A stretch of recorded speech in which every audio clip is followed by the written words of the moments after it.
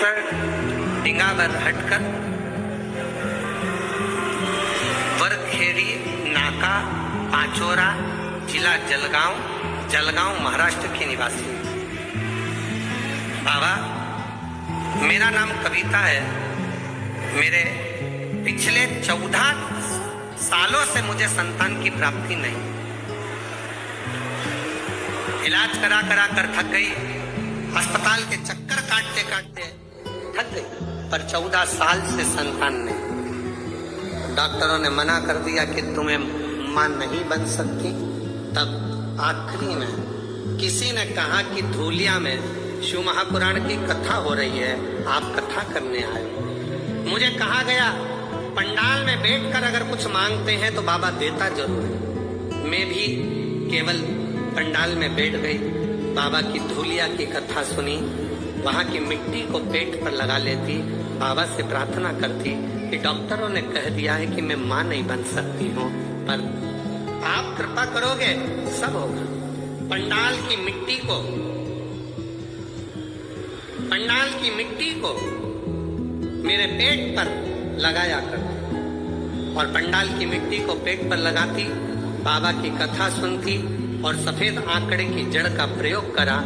और बाबा की ऐसी कृपा हुई, जहां डॉक्टरों ने कहा था कि तुम मां नहीं बन सकती, 14 साल के बाद 30/10/2024 को मेरे घर में सोमवार प्रदोष के दिन, शिवरात्रि का दिन, मेरे घर में बेटे ने जन्म लिया। 14 साल स्वधा गर्भस्थ नारी के गर्भ में बच्चा जब तक रहता है और बच्चे को जन्म देने के बाद नारी उस बच्चे दानी से अगर प्रॉब्लम में रहती है, कष्ट में रहती है, गांठ पड़ जाती है या तकलीफ में आ जाती है, तो स्वधा का नाम लेकर भी शिव जी पे जल चढ़ाकर उसका मात्र आचमन ही कर लेती है, तो नारी को ऑपरेशन की जरूरत नहीं पड़ती, गर्भाशय ठीक हो जाती है।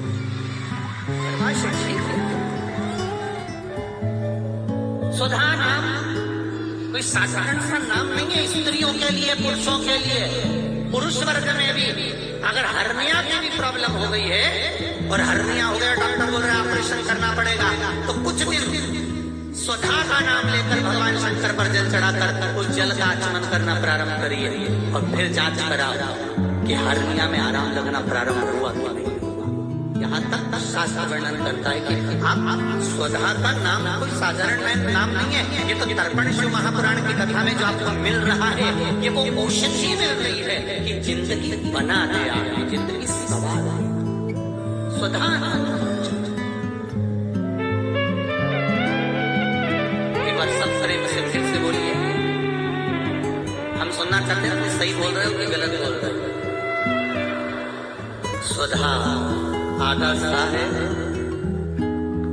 फिर और फिर धा आधा सुधा। दक्ष प्रजापति की बेटी स्वधा का विवाह पितरों के साथ कर दिया। पितरों का काम केवल एक है, शरीर का निर्माण करना। भगवान आत्मा देता है, शरीर का निर्माण पितृ करते हैं। स्वधा उसको संभालती है, संभालने। और एक बात और याद रखिए जरा, बहुत स्मरण रहे, जिस नारी का बच्चा जन्म लेता है, 2-3 महीना रहता है और मर जाता है, चाहे गर्भ में धड़कन नहीं आती, श्वास नहीं आती, या उसका शरीर डॉक्टर कह देते हैं कि ये हो सकता है माइंड पर असर हो, विकलांग हो या ऐसा हो, उस समय पर भी स्वधा माता का स्मरण करना चाहिए। दक्ष प्रजापति की बेटी स्वधा, पितरों की धर्म पत्नी स्वधा का स्मरण कर अगर जल का आचमन किया जाए, शिव जी पे चढ़ा हुआ पानी आचमन किया जाए, तो गर्भ में जो बच्चा होगा उसकी धड़कन वापिस मेरी स्वधा माता लेकर आ सकती है, ये निश्चित है।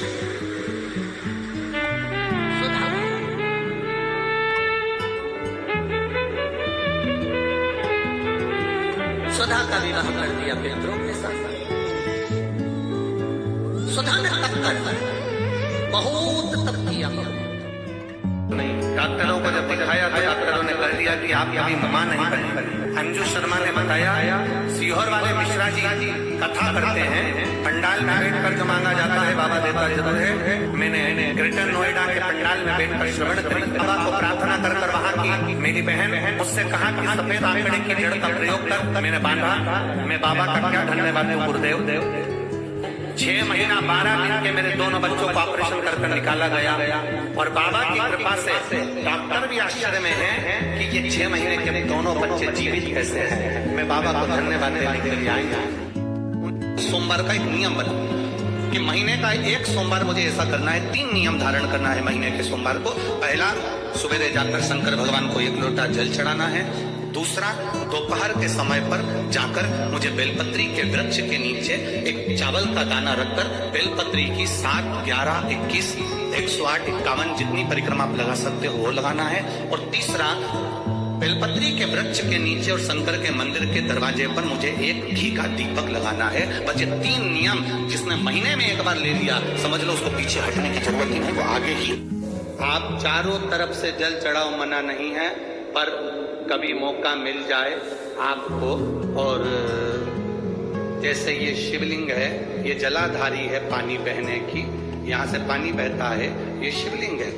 जब तुम्हें कोई बहुत जरूरी बात कहना हो, कभी कोई बहुत जरूरी है और तुम्हारे जीवन में बहुत जरूरी है वो बात कहना, तो तुम बाबा अगर नहीं सुन रहा हो तो जैसे ये जलाधारी में पानी इधर से बहता है